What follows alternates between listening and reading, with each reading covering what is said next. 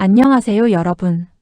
오늘은 해외 선물 거래에서 가장 기본이면서도 가장 많이 사용되는 지표 중 하나인 이동평균선 매매에 대해 자세하게 이야기해 보겠습니다. 해외 선물을 처음 시작하는 분들이 차트를 켜보면 가장 먼저 보게 되는 선이 바로 이동평균선입니다. 그런데 막상 실제 매매에 들어가면 이 선을 어떻게 활용해야 하지? 몇 일선을 봐야 하지? 같은 고민이 생기게 됩니다. 특히 해외 선물은 나스닥, 골드, 원유처럼 변동성이 큰 종목들이 많기 때문에 이동평균선을 제대로 이해하지 못하면 시장 흐름을 놓치기 쉽습니다. 사실 이동평균선은 굉장히 단순한 원리입니다. 일정 기간 동안의 평균 가격을 선으로 이어놓은 것입니다.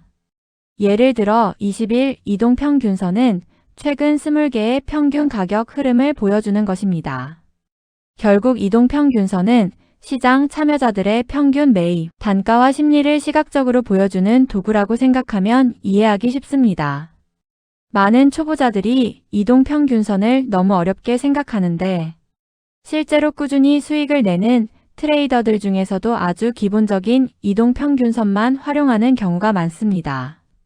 특히 2026년 현재처럼 미국 금리 정책과 AI 반도체 이슈, 글로벌 경기 흐름 때문에 시장 변동성이 큰 상황에서는 복잡한 보조지표보다 기본적인 추세 확인이 훨씬 중요해졌다는 이야기도 많이 나오고 있습니다. 최근 미국 기술주 중심 흐름에서도 추세 확인용 이동평균선 활용이 다시 중요해지고 있다는 분석이 이어지고 있습니다. 우선 이동평균선에서 가장 중요한 개념은 추세입니다.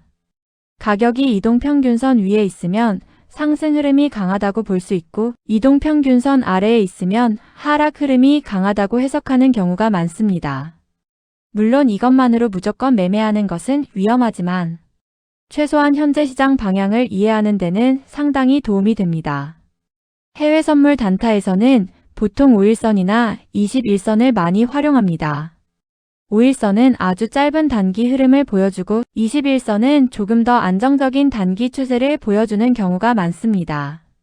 그리고 스윙 관점에서는 61선이나 121선을 함께 보는 사람들도 많습니다.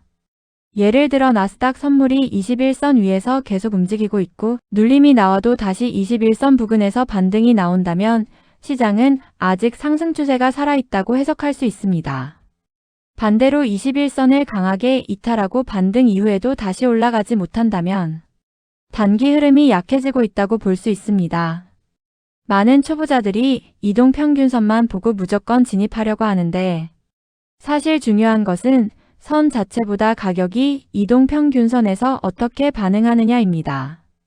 예를 들어 강한 상승장에서 가격이 잠깐 이동평균선까지 눌렸다가 거래량이 다시 붙으면서 반등한다면 많은 트레이더들이 이 구간을 매수 타점으로 활용합니다. 특히 해외 선물에서는 이동평균선이 지지와 저항 역할을 하는 경우가 자주 나옵니다. 상승장에서는 이동평균선이 지지선처럼 작용하고 하락장에서는 저항선처럼 작용하는 경우가 많습니다. 그래서 단순히 선만 보는 것이 아니라 캔들 움직임과 거래량을 같이 확인하는 습관이 중요합니다. 그리고 이동평균선 배열도 굉장히 중요합니다. 흔히 말하는 정배열은 짧은 이동평균선이 긴 이동평균선 위에 순서대로 올라가 있는 상태를 말합니다. 예를 들어 5일선 위에 21선, 그 아래 61선이 위치하는 형태입니다.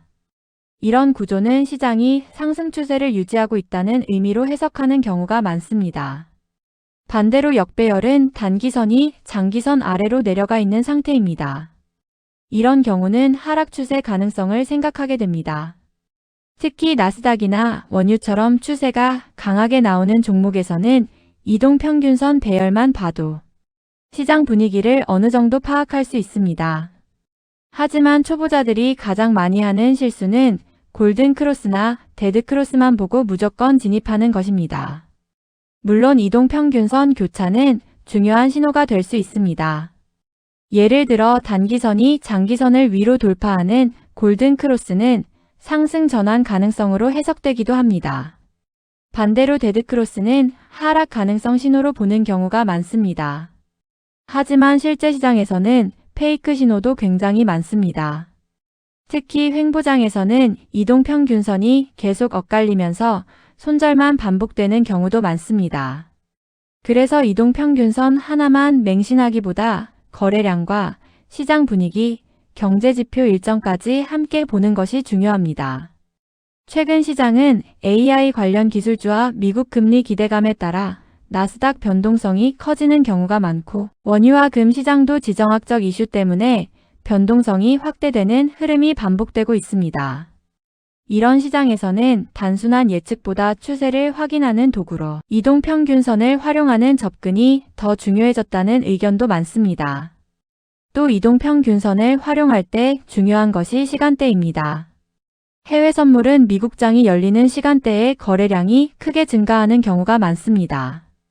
그래서 이동평균선 돌파가 나오더라도 거래량이 함께 터지는지 확인하는 것이 중요합니다. 거래량 없이 움직이는 돌파는 실패할 가능성도 높기 때문입니다. 그리고 무엇보다 중요한 것은 손절 기준입니다.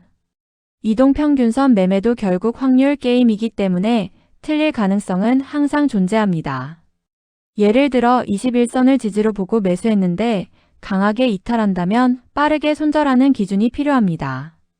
초보자들은 손절 없이 버티다가 큰 손실로 이어지는 경우가 많은데 해외 선물은 레버리지가 크기 때문에 이런 습관이 굉장히 위험할 수 있습니다. 마지막으로 말씀드리고 싶은 것은 이동평균선은 미래를 예측하는 마법 도구가 아니라는 점입니다.